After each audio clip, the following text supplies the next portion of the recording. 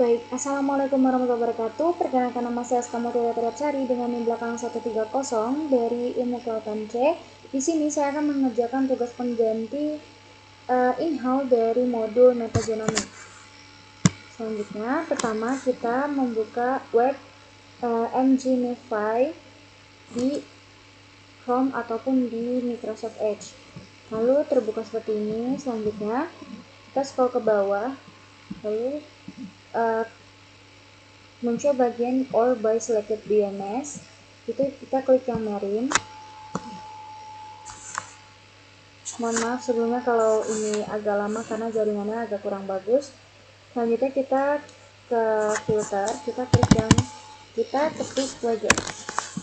Selanjutnya tadi saya menggunakan saat di kelas saya menggunakan contoh dari yang kedua ini. Kita klik kanan, lalu open link in new tab.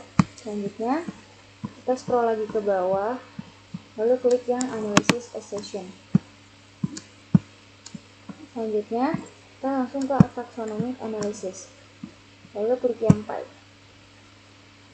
Di sini sudah didapatkan hasil dari film composition-nya. Di sini untuk domain yang didapatkan itu ada di eukaryota sebesar 56%. Itu yang archaea-nya itu ada di 4% dan bakterianya di 40%. Nah, untuk film yang tiga film paling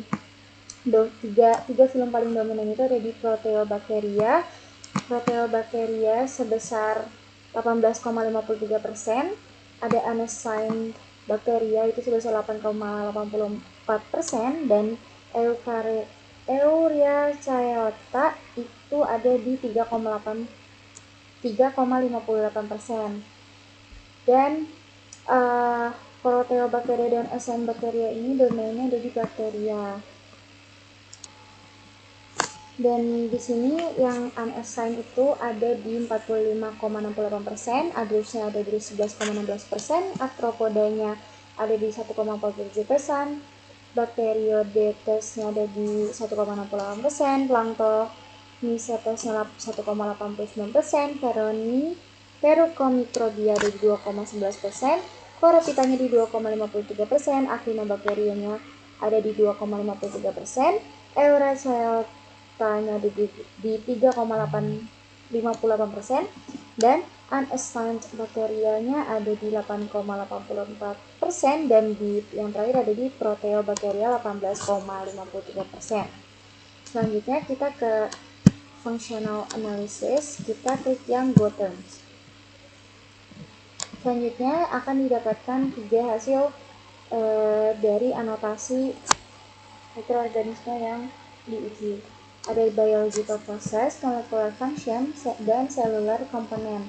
Dan di sini sudah terdapat hasil yang paling dominan di antara ketiganya. Dan untuk yang di biological process itu yang dominan ada di metabolic process.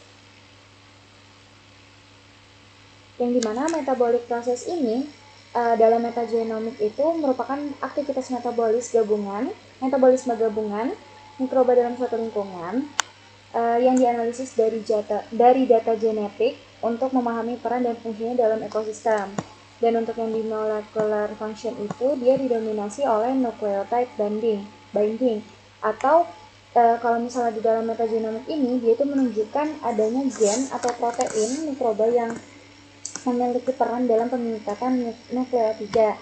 Nah, proses ini tuh penting untuk pengolahan informasi genetik. Selanjutnya, di cellular komponen itu ada di yang paling dominan ada di membran sel, yang dimana hampir seluruh makhluk itu pasti memiliki membran sel. Dan juga membran sel sendiri ini juga merupakan lapisan tipis yang membungkus dan melindungi isi sel, dan juga mengatur zat apa saja yang bisa masuk dan juga bisa keluar dari sel-sel yang ada di mikroorganisme tersebut. Sekian dari saya, kurang lebihnya mohon maaf. Wassalamualaikum warahmatullahi wabarakatuh.